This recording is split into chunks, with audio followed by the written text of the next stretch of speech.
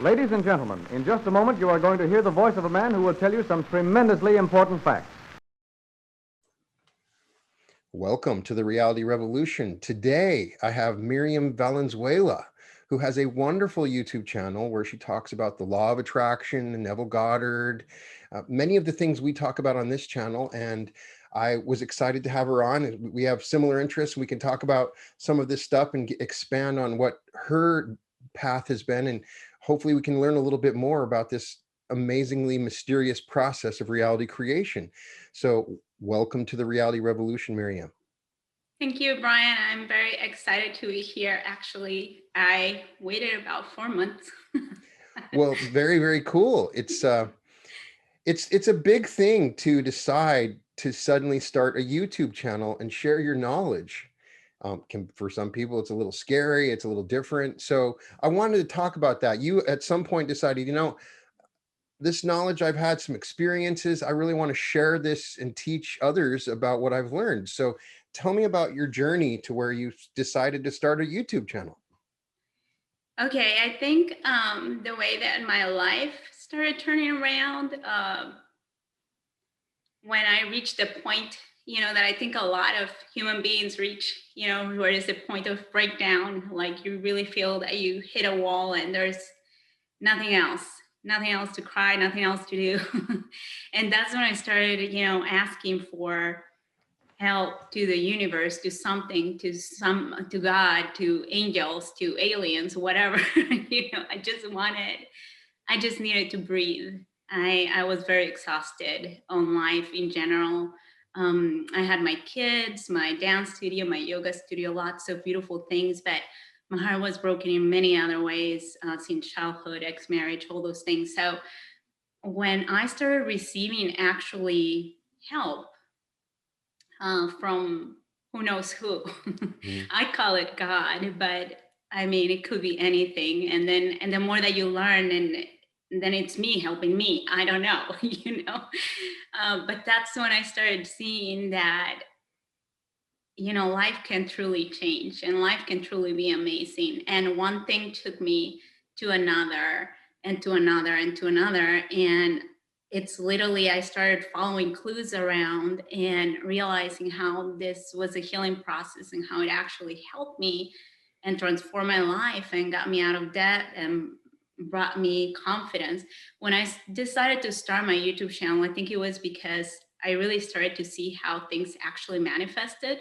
And I think I was just too excited that I was like, okay, like this is actually real. This works, I'm not sure if I was exactly prepared to start a YouTube channel, but I was just too excited. I just couldn't believe it in a way, especially being such a person with low self-esteem and very doubtful of myself all the time. I couldn't do one thing without asking my ex-husband or asking somebody, can I give this step? Do you think it's going to be good? All the time, where I think a lot of people self-doubt themselves so much. And I think that is when I started seeing that I started doing things by myself with the help of whomever, unknown forces. And I was like, okay, I'm going to start teaching it. I knew I wasn't like the best teacher per se. I didn't think I had a lot of experience, but I was too excited to keep it just for myself. Like I had to just say it. I started getting free rent. I got off like this big deal that I had business wise. I was supposed to end in 2023. So, I was in the middle of divorce. I didn't know if they were just going to take my house and everything, but I still took the leap of faith over that. And fearful and everything, shaky and everything, I literally confronted, the landlord. I say confronted, not in an, ugly way or anything like that. I was just too scared because my ex-husband used to do all that. So when I got off that lease and he was threatening me to take all my things and to sue me and whatever, this was in 2019. And as I said, it ended up in 2023. The lease And I had nothing, no one. My family are not very close to me either. So it was just me with my kids. And I didn't know what's going to happen. And I took the leap of faith. I was like, you know what, whatever. If I end up in a shelter, like, I don't know, I'm sure something's going to come up. And that's when things started like changing and shifting. I was a little scared of the guy, of the Mhm. landlord, so much that I left the keys with one of my neighbors that had an Indian restaurant, one of my business neighbors. I call him. I'm like, hey, I left the key with you. You know, if the guy comes there, just give him the key because I'm out. But in reality, you know, I was scared. I didn't want to face him. I had already talked to him, but because as I said, if it was me today, I wouldn't have a problem going to talk to him. But back then, you know, and when you don't have anything that is yours, unfortunately, in this human life, like anything material, you just feel so unprotected. You just Mhm. feel so worthless and miserable, right? I feel that if that happened to me now, if I were to be ripped of all material things, I'll be fine because I will know how this works and I will be able to bring them back again to me, and I will understand that that has nothing to do with my value or with any other human being's value. But back in the day, you know, I just felt like scared. But once I saw that he didn't sue me, and then a place that I had seen that I wanted to rent a smaller place for my studio, it was just there waiting for me, literally even closer to my home. People started helping me out. I thought about manifesting $1,000 because I was testing still while learning. And 3 days later, after I did that little exercise, one of my students donated me $1,000. And I was like, you know, I was really literally mind blown. I'm like, this works, you know, and I was very excited. And all during this process, I started healing myself and building my self confidence and, you know, reprogramming my mind. Some days I will get headaches from over listening, but I just couldn't keep listening to myself. So I guess that's mainly why I got so excited over starting a channel, because I see a lot of people that suffer a lot and that were suffering like me. And you know, you have to go with life, but then you realize, or at least I realized, that you can still enjoy life how it is and still be happy and fulfilled and calm and trust that you are actually taken care of. So we don't need to worry about the house. Right. You know, how is it going to happen? It just does when you truly let go and trust and allow yourself, you know. Well, it's a good thing then that you went through Oh some of these yes. struggles. If you hadn't, you wouldn't have learned these lessons, and you may not have had all the benefits from it. A lot of people right now that are watching this may be in a similar situation. They're in a divorce, they're losing their homes, they're struggling, they're scared. It's a tough situation. I get it all the time. I get messages from people, and what I always realize is that they don't realize that what they're going through right now is gonna be the catalyst that will give them the lessons and things that they need in the future if they take those lessons the right way. I mean, there's probably two paths you could have gone on, right? You could have just let it just get worse and worse and just continue down that path of fear, and then you chose to let go and make the choice that you wanted something better and start to imagine receiving abundance in your life.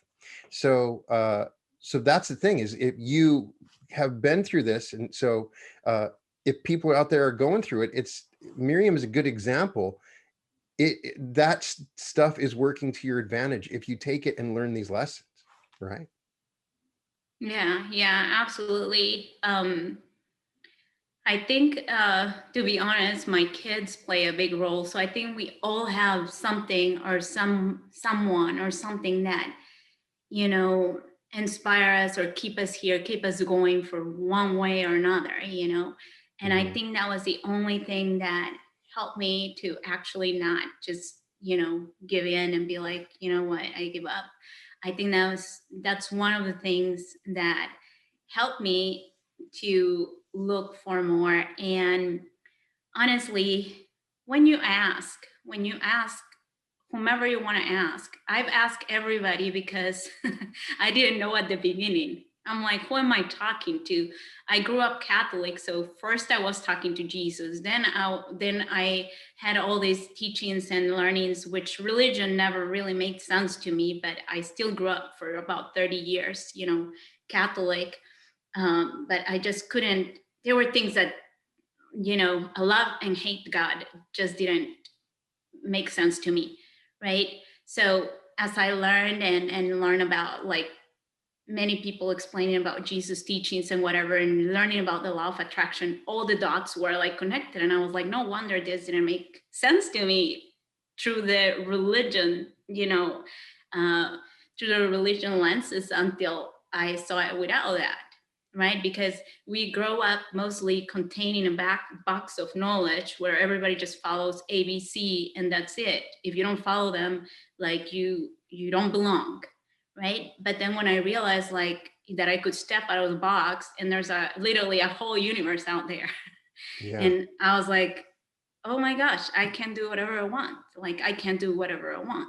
But you have to be aligned with yourself and truly feel okay. But really, when you ask, and you think nobody's listening, there is somebody listening.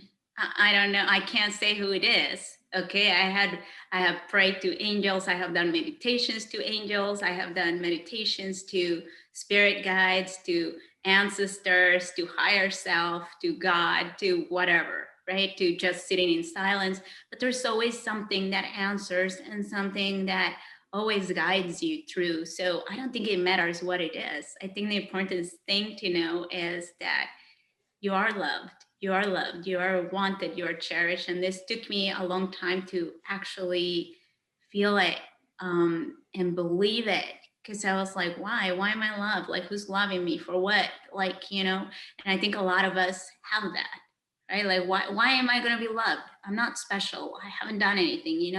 I used to think to me like, I'm just a mom, like I'm just a divorced mom, like I like nothing special. But then you start seeing that and seeing how special you are and how special everybody is, that nothing is here by mistake and how everything and everyone is connected.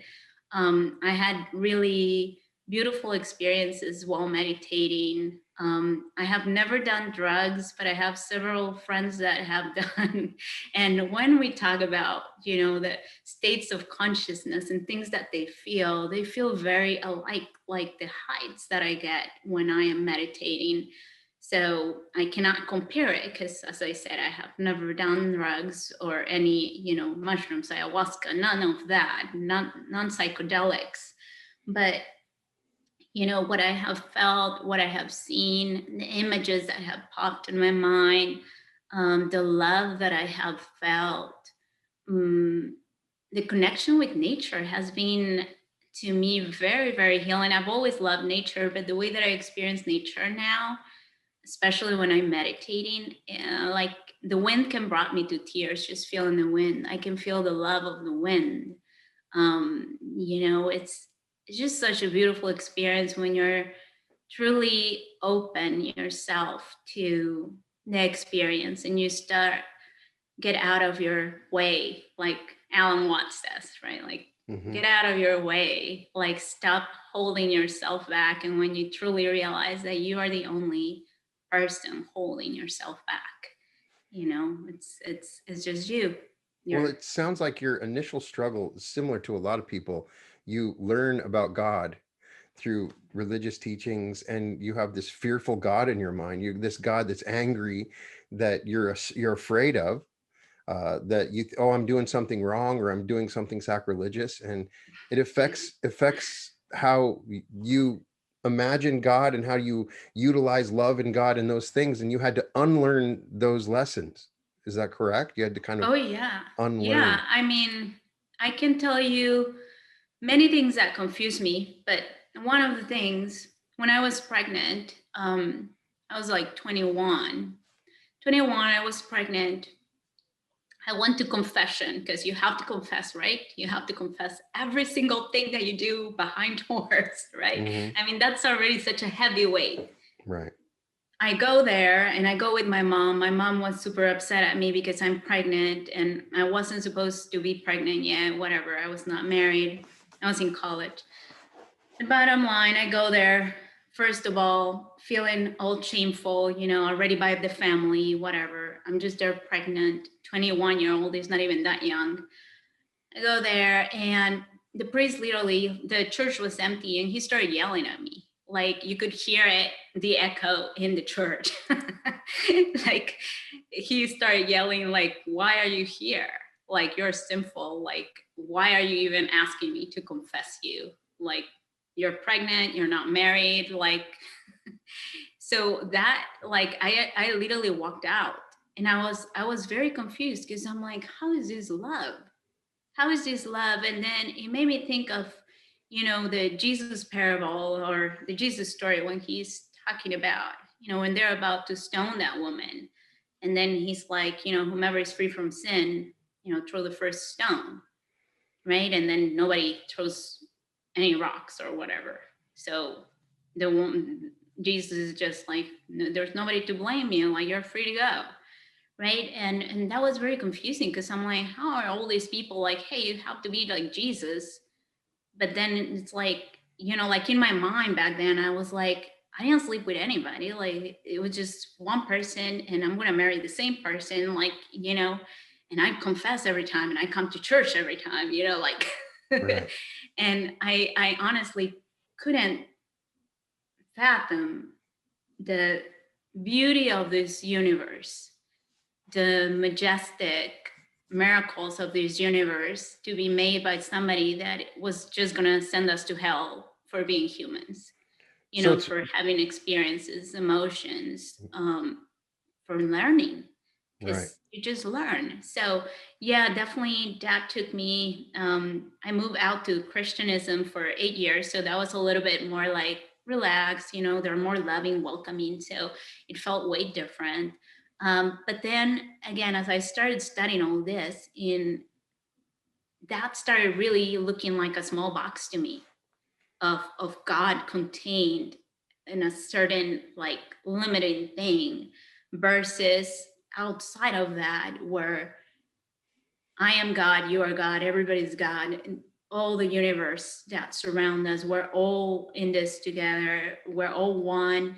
And then when I started, learning not a lot, maybe a little more about possible extraterrestrial life or yes or no, but I was like, that's true. I mean, in this humongous universe, what makes me think this is the only planet with life? Maybe there's more life. Why not? What like everything is just so majestic, and if you go into the atoms, it's like we're already a universe for the atom. So maybe we are the atom of whatever, the whole galaxy, and the whole galaxy is another atom for another bigger galaxy. Like who knows, but this is what I have right now, and this is the only thing I know consciously, or as much conscious as I have now. So definitely to me, the best experiences that I have had in life before I knew what I know now, if I was Catholic or not Catholic, have been when I have been fully connected with my heart open, just fully in love with life, with situation, present with people, fully listening, fully caring for people, fully in the full experience of the now. So,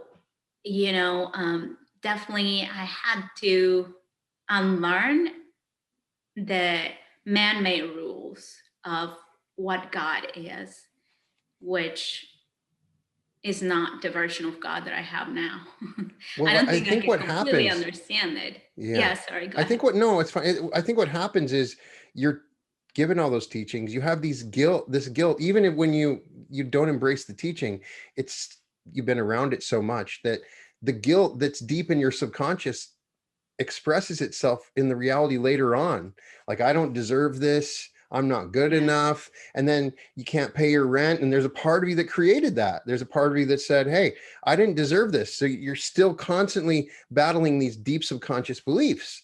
I see that a lot when people have things that like what you've gone through, and you find out that there's a part of them that felt like they didn't deserve to have good things, and they deserve to be punished and struggle because they feel deep down that they have this guilt for what they have done, even though it's not. I think that sometimes eliminating those old beliefs can be very important. Oh yeah, absolutely, Brian, because that's what, in some of my videos, I say it, I call it part of the system or whatever, whether we create it or not, because then the system is us too. So, I mean, it gets confusing the more that you try to make sense of it, right? So the best thing that I have found is just to stay in the present moment, enjoy life. The more that you enjoy life, enjoy every moment, learn to feel what it feels to be human with everything. If you're angry, you're angry. Feel it. Okay, I'm angry. Okay, let it go. I'm sad. I'm happy. I enjoy this, and allow yourself to enjoy a little bit more. But definitely that what you're saying, because school-wise and religion-wise, most of us go into one of those systems, right? Usually, like either you're some sort of religion or some sort of school, whether whatever you're right, it has the set of rules. So all of these rules, even at home, they make you feel guilty. It's always a look for approval, right? And I'm not bashing on parents. I'm a parent myself. I love my parents, but it's just the way, of the system that needs to be broken and replaced with love, with something new, with something that works for everybody, right? Where people understand that we don't need to leech each other. We are here to help everybody evolve, and that there's enough for everybody, and there is no guilt about it. You know, um, you feel guilty about being human, as I said, right? You feel guilty about everything. If if let's say you're playing as a child and then you like the toy of the little kid and then you took it over and then you get a spank or something because why? You're a bad kid. I'm never going to take you to, a play date again. Or a lot of us have parents that were kind of harsh like that. They didn't know better or whatever. So you grow up guilty. Then you go to church and then you're like, you're a sinner. You're not giving your 10% money, whatever. And you know that you haven't even paid your rent, but then you have to give the 10%. Then you go home and you feel bad. Or you have a cheating like spouse and you have to stay married because if not, you're going to go to hell. Like, it's just burden after burden after burden after burden.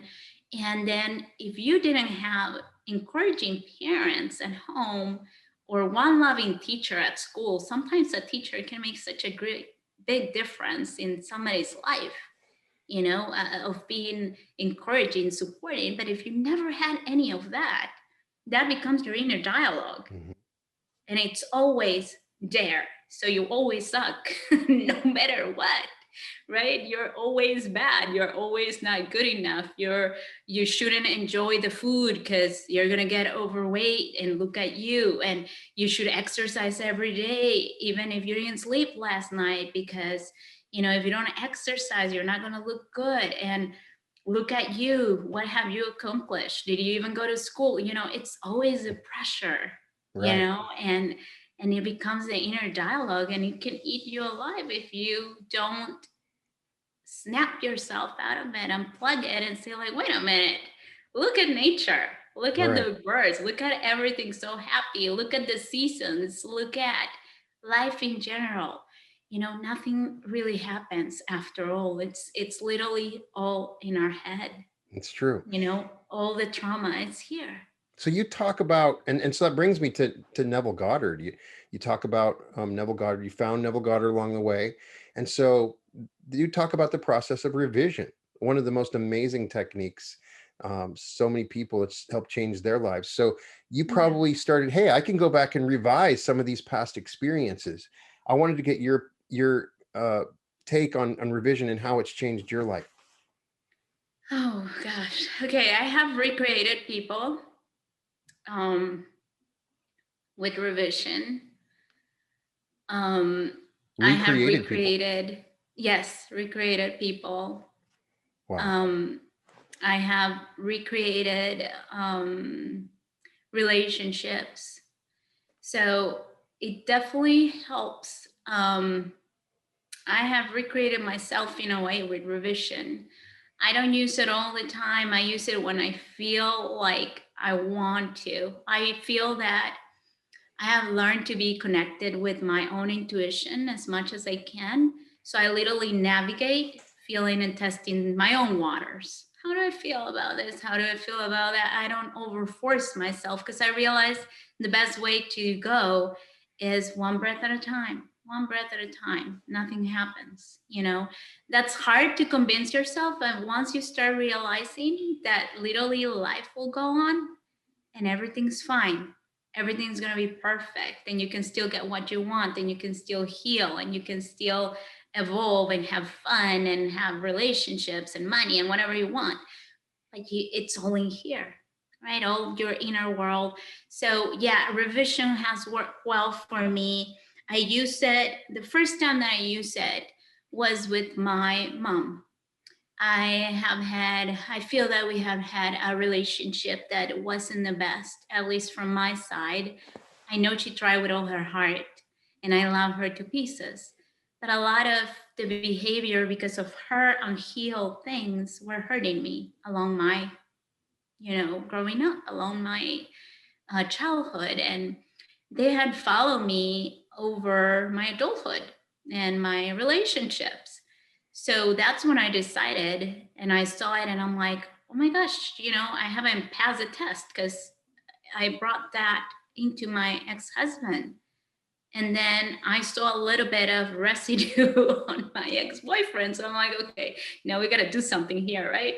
So that's when I decided. I read about revision, and I heard about this girl just like me doing YouTube channels that I learned from her. And she said that she grew up poor. So she revised, and she was like, I grew up rich. She did her revision and imagining that she grew up a rich kid. And now she's doing well. She bought her home, whatever. So that helped her get out of that. So my revision was with my mom.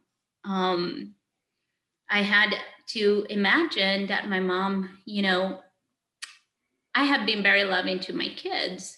So I had to imagine that I was my mom for myself in a way. So I had to imagine how would I feel, because sometimes when you don't have it, it's hard to feel it. Like, how do you feel something that you have never experienced, right?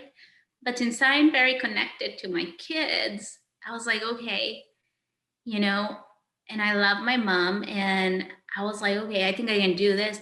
So I started doing things. Some of them were hard. I would cry a lot. I would imagine her hugging me, telling me that she was proud of me. She didn't say it. She probably would say she did, but in my reality, she didn't say it with me growing up. And I did good things as a kid. I would win trophies or whatever. But even if I didn't, you want to hear your mom say those things to you. And I did revise that. Um, now, we had a rough, as I said, like rough relationship. I mean, just to give you a little bit on it, not getting too much into details, but about 4 years ago, when I first tried to divorce, 6 years ago, when I first tried to divorce, um, she told my ex-husband to just let me on the street. So, like, there was no support. Okay. So that was the kind of like really rough, rough relationship. So I really wanted to revise that. And I did. I literally just tested it. I was like, what do I have to lose? This is just mental stuff. At least it's going to make me feel better. I said, right? Like, if I just imagine it in my head, maybe at least it's going to help me not think about the pain or the memories or whatever. So I just did it like that. I just closed my eyes, imagined my mom, being loving to me, saying nice things to me. We had, I had a good childhood. She was supportive of me. I didn't make it too long. Mm-hmm. I think I cried for the most part when she hugged me in my imagination and she told me that she was proud of me. and that's it. The image was kind of blurry. I know a lot of people always ask about visualization. You're not going to see it as clear as you see me or you. I mean, I think that's hard because in the mind, or our subconscious mind, the eye of our mind, we kind of see kind of like blurry, I guess. Like, I don't know, maybe some other people see a lot more clearer, but that was to me, a very healing thing. So I let it go. I was like, okay, that was a good experience, another step on my healing.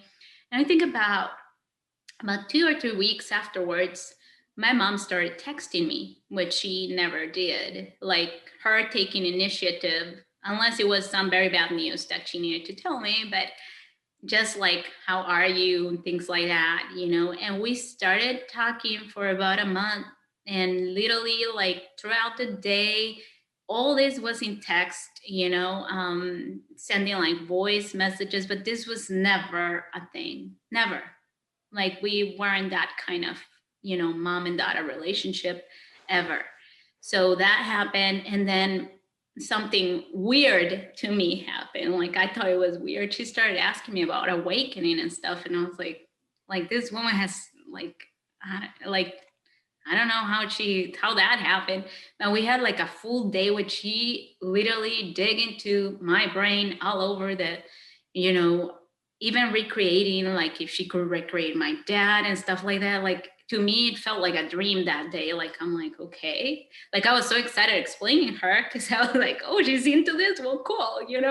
But that had never happened before, ever. She had never happened to speak like that or anything about universal laws, like nothing.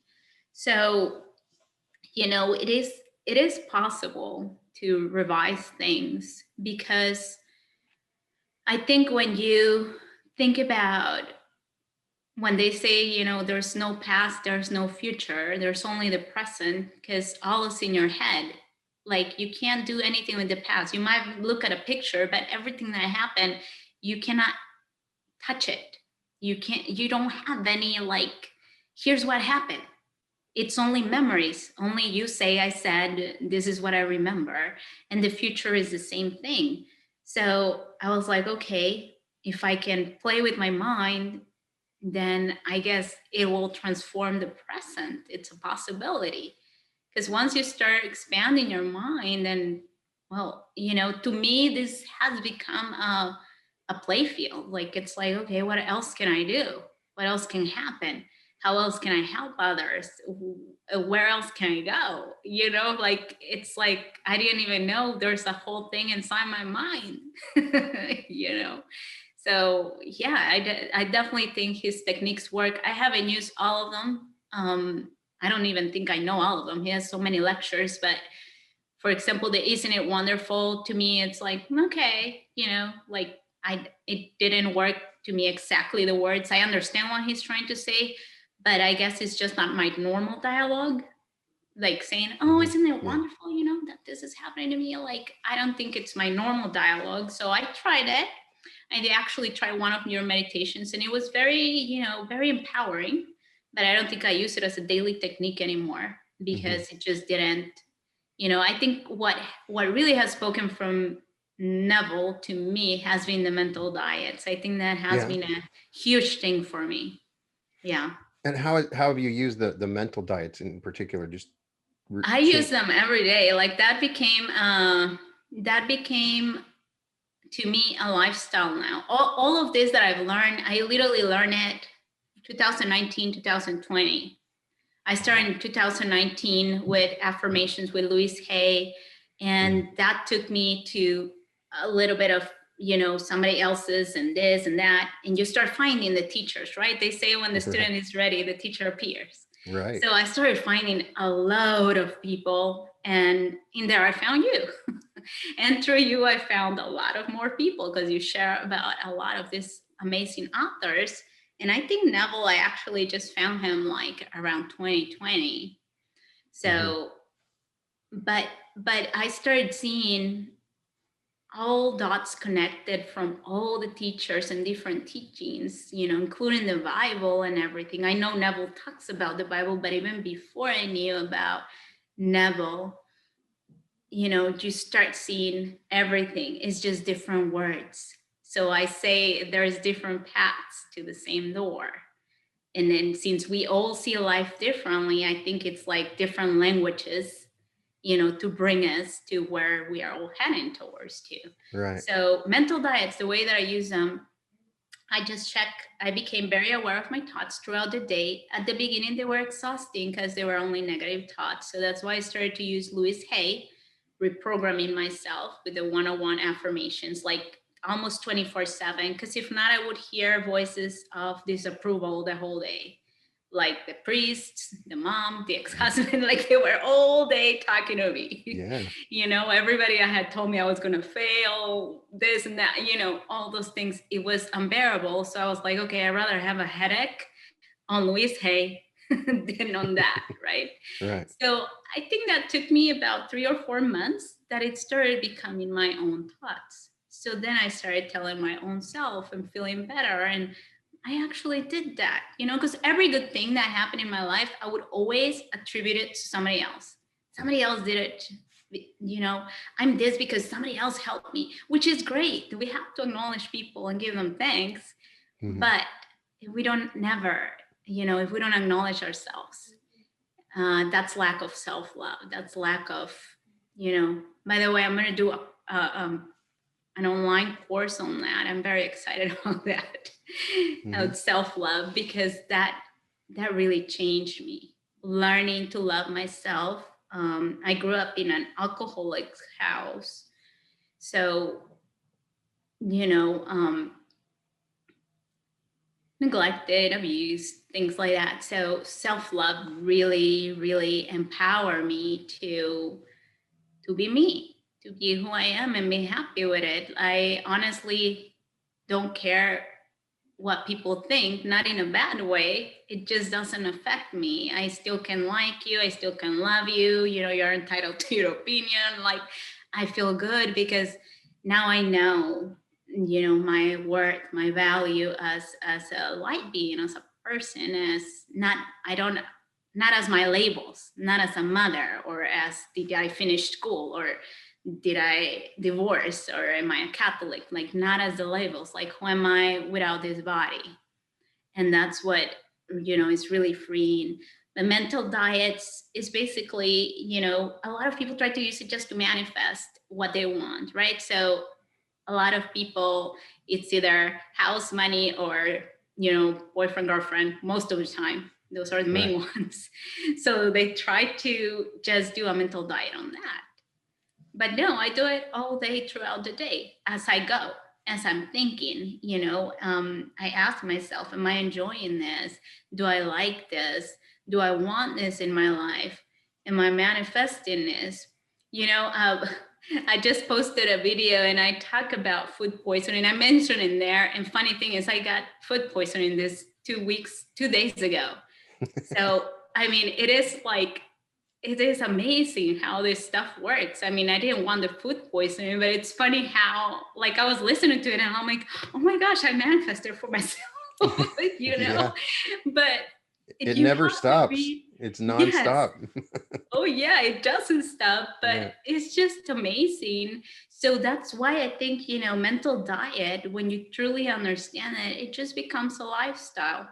Because mental diet is basically thinking of all the things that you want, all the things that you want to manifest. So as I go, if I'm going to, do a dance class, what do I want? Well, I want my students to enjoy the class. I want the class to feel easy, flowy. I want to explain it good. I want my dancers to have fun. I want them to learn it, like, things like that. So I'm already thinking that. And if I see something, if I'm assuming most of people that are watching this know about mental diets, but basically is canceling a negative thought. If you don't want that, like, if I think like, oh my gosh, if I have a new student, then are they going to like me? And I'm like, of course they are going to like me. I'm a great teacher. Like, you just cancel it like that. It works. So it's not being a snob or anything like that. It's just, you start learning how it works. And if you really see how it works, you wouldn't say I'm a snob for saying that I'm a good teacher, because if that person came to my class, she came to enjoy the class. Why would you want to come to a crappy teacher and to a crappy class and have to pay it, right? You want that person to have the best experience. So for her to get the best experience, I have to be the best teacher for her. Yeah. So then it's a win-win situation, you know? So I just go like that when it comes to mental diets throughout the day. Of course, sometimes, you know, I can't say I'm 100% all of it on it. Like I just said, the food poisoning thing. But for most of the day, I think I'm about 90%, you know, and just breathing. That's so important for me, you know, because really breathing deeply and slow, it kind of slows time. It slows time, it slows your brain waves. Yeah, it allows you to be present. So that slows the thoughts too. All the monkey mind going like crazy just by breathing. And we have breathing right here. Mm-hmm. Like, you know, we don't have to go anywhere. We don't have to do anything. It's just right here and allows you to be here, Yeah. you know, to be present. Well, that brings up you are a dancer and you teach dance classes. Anybody that's your Facebook friend, and so I've thought, you know, the process of reality creation and law of attraction is a dance. It really is. So I wanted to get that perspective from you. Have you? It is sort of a dance. You're learning a certain movement, and there's a reaction. If you're, it's almost like you're dancing with the universe a little bit. Yeah. Do you know? Do you understand what I'm trying to say? It's sort of a metaphor for learning how to dance. Is a metaphor for learning how Yes. to think. Yes, absolutely. And it's funny that you say it because the way that I teach my classes, I also teach yoga, but the way that I teach my classes ever since I started teaching, which I started in 2004, has been playing it by ear. Like Mm-hmm. I just think about like what am I going to do today? Okay, I'm going to teach about, I don't know, about back bends. So I just go do that. Or if I'm going to do a dance, I choose the music and before the class, about an hour or two, I listen to music, close my eyes, breathe, and I see what we're going to dance. That's how I create it. So I never plan ahead my choreographies. They're always on the day off. That's when I become inspired. And it's funny that you say that because when I learned all about this law of attraction, I was like, oh my gosh, I connected the dot with that too. I'm like, this is how you create. You Yeah. just you're just present. You wait for the right moment to manifest, you know? Like I don't force myself to manifest anymore because I have to be on my right space. Like I don't force like, oh, I have to meditate at 8 a.m. because, you know, every day at 8 a.m. and I'm gonna do my scripting at 9 a.m. Like I don't work like that. I can't. And I Mm-hmm. realize that's how I do it. I just flow with it. And so, like you're saying, it's a dance, it's a flow. It's learning to flow, learning to listen to the music, learning to connect with that. So if you say music is a source, right? Our Mm-hmm. source, if you compare it as a metaphor, then, Right. you know, you allow that flow to flow, right? Because if you think of a beginner dancer, it's going to be sloppy, right? No matter which type of dance, it's going to be sloppy, it's going Right. to be stiff, it's going to be like, you know, not doing it that good and not understanding the connection. But if you keep doing it, if you keep practicing, if you keep showing up, you don't need to do anything else. You just need to show up. And I always tell that to my students. If you can connect yourself with the music and feel the vibration of the music and let it run through your body, you're going to become very graceful. Forget about who's watching you. Forget about if you're a bad dancer or if you think that you have to left feet or if you think that you're going to forget your choreography. Like forget about everything, just connect to that. And I think that's, you just nailed it. Because it's just that the music is the source. You know, Mm-hmm. if you can allow that and you allow the music vibration frequency to elevate to that Mm-hmm. and just be one in flow with the universe, you know, and feel all that, let it permeate you.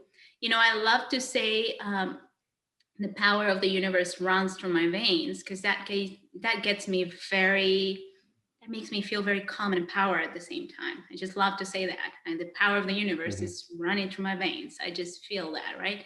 So when you let that flow through you, then you, like you say, you dance with the universe. You just dance, and your manifestations will come. I actually wanted to have a interview with you for about 4 months. I saw one of your interviews, so I had been listening to your channel for a while, but I have never seen that you interview. And I was like, one day I was like, oh my gosh, how wonderful. Can you imagine if Brian, interviewed me? And then, you have your mind chatting, and I'm like, you don't even have subscribers. Nobody knows you. Why would he, he has read so many books. Why would he interview you? And you get all these things, right? And then I think after a while, I was like, you know what? I'm going to let it go, which is the whole manifesting thing, right? Let it go. And I was like, I'm going to let it go. If it's going to happen, it's going to happen. If it doesn't, it doesn't. I have met amazing people through my YouTube channel, even that is small, but so many amazing connections that I have done. So I started being grateful for that. I was like, why am I doing this? Why am I doing this? And, the people that I have received messages from, they're very heart touching, and I was like, you know what? I just want to do this for the pleasure of it, for the joy of sharing. And if I am changing one person's life, if I'm being a light for somebody that was like me at the end, where you just feel like there's nothing else left, if I can be that, I'm going to continue to do it. Yeah. So you feel a responsibility when you change your life. Like I would love for other people to have this ability, because everybody can experience. You feel almost like if you keep it to yourself, you got to take that light. I totally 100% get that. And it's a powerful feeling when, one thing I've learned a lot from teaching. Like the level of knowledge I had about all of this was way less when I started. And I started teaching others and acting as if I was a teacher. I started to learn a lot about it. And I was wondering if you felt the same. Like once you choose, okay, I want to share some of this. And then as you start to share, you become even more attuned to the knowledge of what you're talking about. Yes. You know why I realized that? And this wasn't completely new to me that it was going to happen, because with my dance classes, I have learned too much through my dance classes, because as my students evolved, I had to evolve. Right.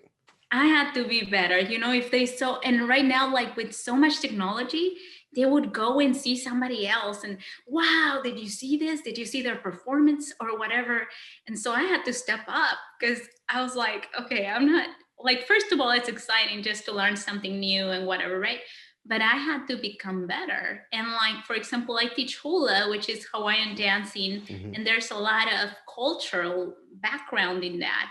So when I started getting like nerdy students, that they were actually asking me more about the language and whatever. And I was just like, and I'm not afraid to say I don't know it, right? But I felt what you said. I felt our responsibility. I'm like, okay, they're coming to me and I don't know this. Like, I know I can't possibly know everything in the world, but I could push myself a little more to know more about the Hawaiian culture and the language, or whatever they're asking me about. So that pushed me to learn more and to become a better version of me. So that's how it works. So with this whole, like if I look at my channel and I look at the things that I posted a while ago, some months ago, I still agree with them, but I can totally see a different me. Yeah. How much I grew in that period of time. Now, I also know that I grew a little bit at a speed because I had asked for acceleration. Like, I literally was desperate. I'm like, this needs to happen now. Like, I was like, please make it happen now. And from the people that I learn on YouTube that say you can ask for acceleration, they say be prepared. So I was a little scared, to be honest. I was like, I don't know. But then I was like, well, what I'm experiencing now is worse than what the worst can happen, right? So I was like, okay, let's just do it. So it literally felt like a roller coaster. I felt like right now I just kind of reached a more like slow plateau, which is great too. I think it's perfect. Then I can relax now and do other things. But yeah, those 2 years were definitely a roller coaster. It was more a fun one than not, but it had really deep moments as Yeah. well. So anybody that's watching, I would just say, if you want to know or learn something, teach it. Just, just, Yes. just teach it. You may not totally understand it, but go and try to teach it to someone, and you'll Yes, start because to. that helps you understand It how you're really going does. to teach it. You really have to get into your head and see how are you going to teach it. So it Yeah. definitely helps, it does help a lot. And as I said, I don't think there is an ending point. I think some people kind of, think, okay, I'm done, like I learned what I'm going to learn because of the system. Like, you think I went to college and I'm done, or I took my master's, I'm done, right?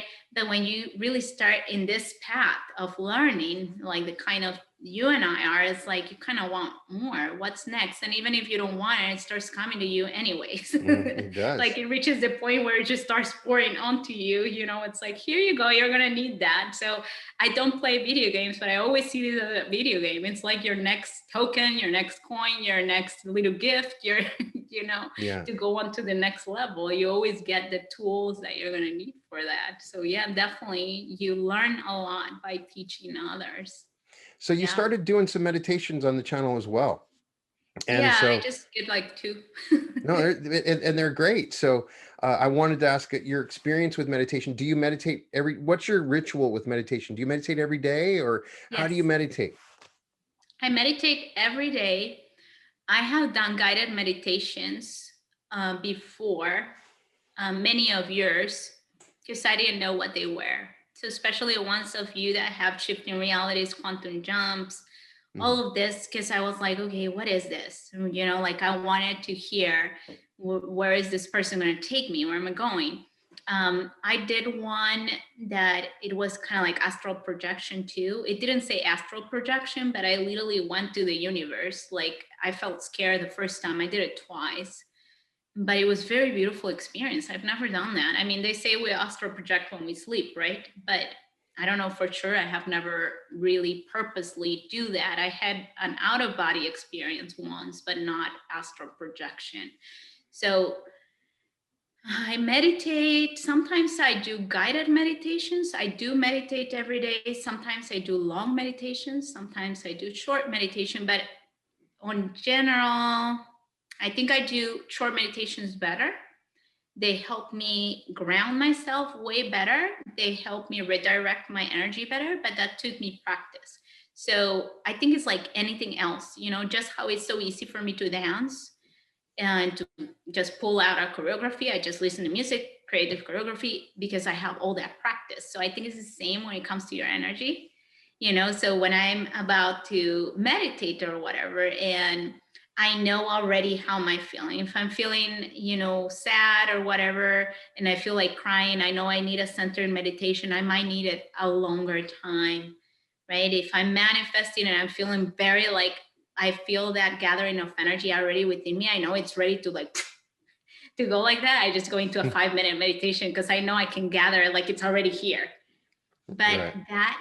that was again learning to just listen to myself. What do I want right now? How am I feeling right now? Sometimes I click on a meditation and I'm literally like 20, 30 seconds and I'm like, no, that voice is just not, or the music.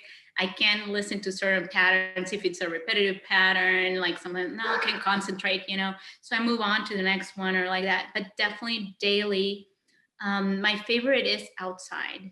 I go Mhm. outside in nature.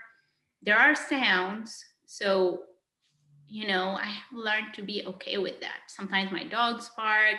I have the train going by. You probably heard it a little bit a while ago. I have, people, I don't have immediate neighbors, but some people walk in the back of my patio. Sometimes I hear chatter. So it's learning to be okay with all that.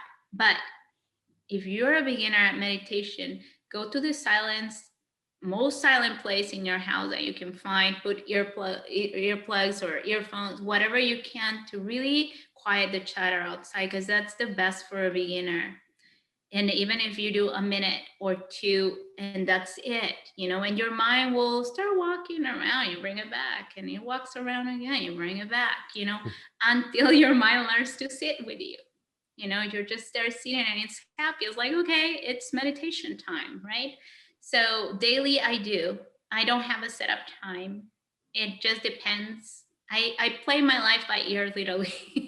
Everything. I think the only scheduled things I have is like my dance classes, to be honest. All the rest is pretty much, what am I going to do right now? Do I feel like cooking? Do I feel like cleaning here? Do I go here? Do I edit a video? Like, I just pretty much go like that. So if I'm feeling a little off, I go and meditate. I go and sit down for a little bit. Sometimes I fall asleep if the meditation is long. With a lot of yours, I have fallen asleep and then I get upset because I'm like, I didn't listen to what happened. I know it helped me, but I'm like, I don't know where I went. I don't know if I had a fun trip or not. I don't remember, but a lot of them I have stayed awake. I have done some on the Merkaba too, with you and with this other guy on Starlight Magic. He has some on Merkabas. And some of them are a little weird to me because I don't know, a lot of colors and geometry and stuff. And sometimes I would be like, why am I doing this? And then he's like, there's this being coming to heal you. And I'm like, what being, because you get too immersed into that. But they have all been beautiful experiences. I can vouch that those helped me a lot to open my third eye or whatever happened to me. That helped me a lot. But I would click on the third eye opening because I didn't know what that was. And most of them are just music. And they have those sounds and shamans singing in the background and whatever. And you just feel that you're like, floating around. Right. But I didn't know. I had no clue. All I wanted was healing. All I wanted was to feel good. So I have done a lot of them. I started doing them now in my channel. I just did 2. I don't think I have the perfect equipment yet for it, but I was just playing with it around. And I basically did because somebody asked me for it and they suggested. So I'm open to suggestions. I'm like, well, what are my viewers liking? What are they enjoying? And if I have regular people coming, I'm like, why not? Right. So I have done that. I did one for childhood healing, which I got the feedback of lots of people crying. So that's a good sign. I even heard it myself and I cried. So I was thinking how silly I was because I recorded that and I knew I was crying listening to my own thing that I scripted. Yeah. But it was like, okay, like, words are powerful, whether they are your words, whether they are somebody else's, they carry power. And you really confirm that with things like that. So yeah, I think they're quite helpful to guide you so that you can lay back a little and just let this loving words, kind words, healing words, empowering words, manifesting words, whatever you're listening to guide you and start planting the seeds that you don't know which seeds you need sometimes. You just know that you need some good seeds, you Right. know.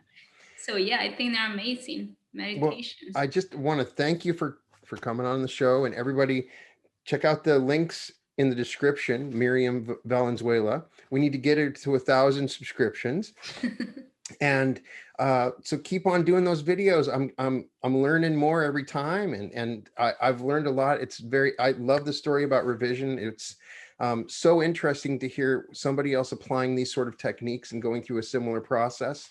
And so thank you so much. Thank you so much, Brian. I truly enjoy it, and it's an honor to be on your channel today. Welcome to the Reality Revolution. Welcome to the Reality Revolution.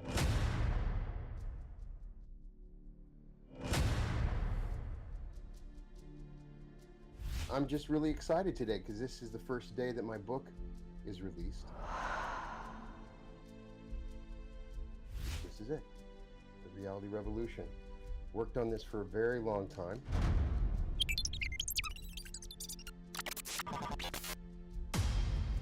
So many of the things that I discovered along the way, and I was excited to share it with everybody. Tell you a little bit about it. I'm like everybody else. I'm interacting in the world and starting to realize that my thoughts created reality.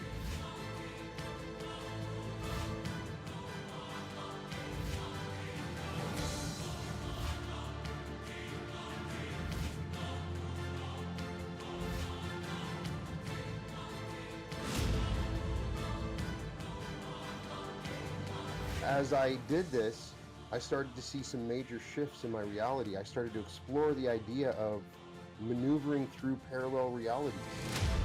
I'm your host, Brian Scott.